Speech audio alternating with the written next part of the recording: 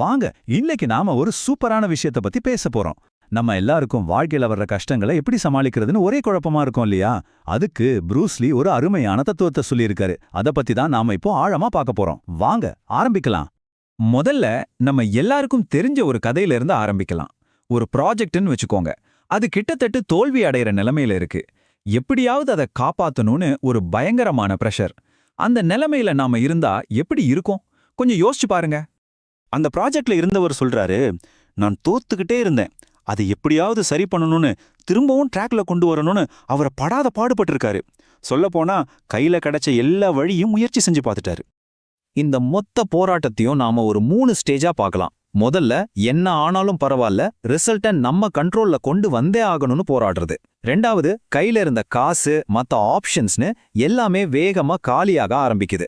கடைசியா தோத்துடுவோன்னு கண்ணு முன்னாடி தெரிஞ்சாலும் இல்ல நான் ஒத்துக்க மாட்டேன்னு பிடிவாதமா அதை எதிர்த்து நிக்கிறது. இதுதான் இந்த வீழ்ச்சிக்கான சுழல்.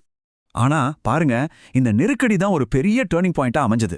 அப்பதான் அவருக்கு ஒண்ணு புரிஞ்சுது, ஒரு விஷயத்தை கைவிடுறதுக்கும் அது அதன் போக்குல விடுறதுக்கும் நடுவுல ஒரு பெரிய வித்தியாசம் இருக்குன்னு அவர் உணர்ந்தாரு. அதாவது ஓடுற தண்ணியை எதிர்த்து நின்னு 1000 அணைய கட்டி தடுக்க முயற்சி பண்றதுக்கு பதிலா சும்மா எதிர்த்து நிக்கிறது நிறுத்திட்டு, சரி இந்த புது பாதை தான் நம்மளை எங்க கூட்டிட்டு போகுதுன்னு பாத்துருவோன்னு முடிவு பண்ணாரு. இந்த ஒரு சின்ன மாற்றத்தால கிடைச்ச ரிசல்ட் இருக்கே, அது உண்மையிலேயே ஆச்சரியமா இருந்துச்சு. அவரை தோத்து போகல, அதுக்கு பதிலா புதுசா இன்னும் நல்ல ஐடியாஸ் வர ஆரம்பிச்சது. புதுசா பார்ட்னர்ஸ் கிடைச்சாங்க. முக்கியமா மன அழுத்தமும் பதட்டமும் குறைஞ்சுது. இழந்த எனர்ஜி திரும்ப கிடைச்ச மாதிரி ஒரு ஃபீல்.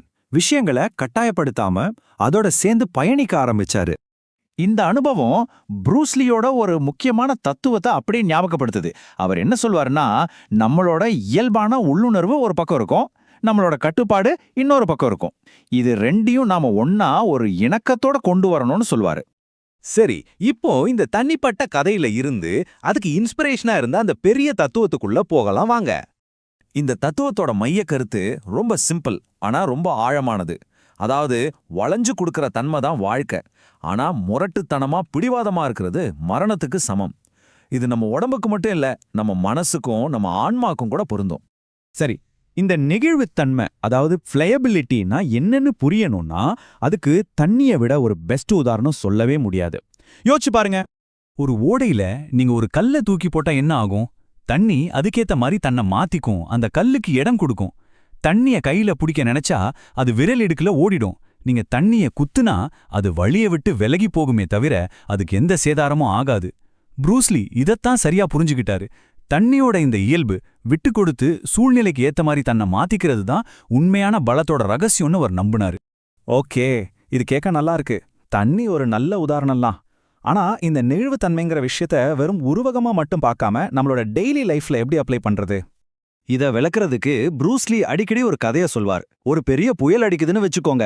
அங்கே நிமிர்ந்து நிக்கிற ஒரு பெரிய ஓக் மரம் இருக்கு. அதோட விரைப்புத்தன்மையால புயல்ல உடைஞ்சு விழுந்துருது. ஆனா அதுக்கு பக்கத்திலேயே இருக்கிற மூங்கில் என்ன பண்ணுது? அது காத்தோட சேர்ந்து வளைஞ்சு கொடுக்குது. புயல் போனதும் அது தப்பிச்சு நிக்குது. இதுதாங்க வித்தியாசம். அப்போ தண்ணிய போல இரு அப்படின்னா என்ன அர்த்தம்? அது ஒரு ஃப்ளோ ஸ்டேட்ல இருக்கிறது, அதாவது ஒரு ஓட்டத்துல இருக்கிறது. அதுக்கு 2 விஷயம் முக்கியம். ஒன்னு, நடக்கிற விஷயத்த அதாவது நிகழ்காலத்தை நல்லா கவனிக்கணும். 2வது, அதுக்கேத்த மாதிரி நம்மள மாத்திக்கிட்டு நகர தயாரா இருக்கணும். பழங்கால தத்துவஞானி ஹெராக்லிட்டிஸ் சொன்ன ஒரு விஷயம் இதுக்கு ரொம்ப பொருத்தமா இருக்கும். ஒருத்தன் ஒரே நதியில 2 தடவை கால் வைக்க முடியாது, ஏன்னா அது அதே நதியும் இல்ல, அவனும் அதே ஆளும் இல்ல அப்படின்னு சொன்னாரு.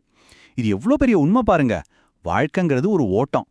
நதி மாறிக்கிட்டே இருக்கு, நாமும் மாறிக்கிட்டே இருக்கோம். அப்போ நாம மட்டும் எப்படி ஒரே மாதிரி இருக்க முடியும்? இது நம்ம எல்லாரையும் நாமளே கேட்டுக்க வேண்டிய ஒரு முக்கியமான கேள்வி. நம்ம வாழ்க்கையில நாம எங்க அந்த உடைஞ்சு போற ஓக் மரம் மாதிரி பிடிவாதமா வளைஞ்சு கொடுக்காம இருக்கோம்? கொஞ்சம் யோசிச்சு பாருங்க. ப்ரூஸ்லி இந்த தத்துவத்தை வெறும் பேச்சோட நிறுத்திக்கல. அவர் அத ஜீத் குன் டூங்கிற ஒரு உயிரோட்டமான தற்காப்பு கலையோட ஒரு பகுதியாவே மாத்தினாரு. அவர் என்ன சொல்றாருன்னா, நான் தற்காப்பு கலைக்குள்ள தத்துவத்தை கொண்டு வர விரும்புறேன். தத்துவம் தான் என்னோட ஜீத் குண்டுவை ஒரு அடுத்த கட்டத்துக்கு கொண்டு போகுது அப்படிங்கிறாரு.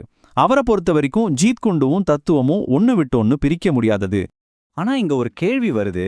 ப்ரூஸ்லிக்கு இதுல எவ்வளோ ஆர்வம் இருந்தா ஏன் அவர் ஜீட் குண்டு பத்தி ஒரு புத்தகத்தை கூட வெளியிடல? ஏன் அதுக்கு அவர் அவ்வளோ கஷ்டப்பட்டாரு? இது கொஞ்சம் யோசிக்க வேண்டிய விஷயம் இல்லையா? அதுக்கான பதில் தான் இந்த தத்துவத்து மேல அவருக்கு இருந்த ஆழமான நம்பிக்கையை நமக்கு காட்டுது. அவர் தன்னோட கலைய ஒரு உயிருள்ள விஷயமா பார்த்தாரு. அத ஒரு புத்தகத்துல எழுதி வச்சுட்டா அது ஒரு சட்டமா ஒரு ரூல்ஸா மாறிடும்னு பயந்தாரு. அதோட வளர்ச்சியை அது தடுத்துடும்னு நினைச்சாரு. அவர் ஒரு விஷயத்துல ரொம்ப தெளிவா இருந்தாரு. அதாவது எல்லாரையும் ஒரே மாதிரி ஃபாலோவர்ஸா மாத்துறது அவரோட நோக்கம் இல்ல. அதுக்கு பதிலா ஒவ்வொருத்தரும் அவங்களுக்கான சொந்த வழியை கண்டுபிடிக்கணும் தான் அவர் விரும்பினாரு. கண்மூடித்தனமா பின்பற்றவங்கள அவர் உருவாக்க நினைக்கல. இது நம்மள கடைசி கேள்விக்கு கொண்டு வருது. இந்த உயிருள்ள நீரின் தத்துவத்தை நம்ம வாழ்க்கைக்கு எடுத்துக்க வேண்டிய ஒரு சவால் இது. நம்ம வாழ்க்கையில நாமளே நமக்கு போட்டுக்கிட்ட எந்த பிடிவாதமான விதிகளெல்லாம் கொஞ்சம் சுவாசிக்கணும், கொஞ்சம் தளர்த்தப்படணும்னு நீங்க நினைக்கிறீங்க? இத பத்தி கொஞ்சம் யோசிச்சு பாருங்க.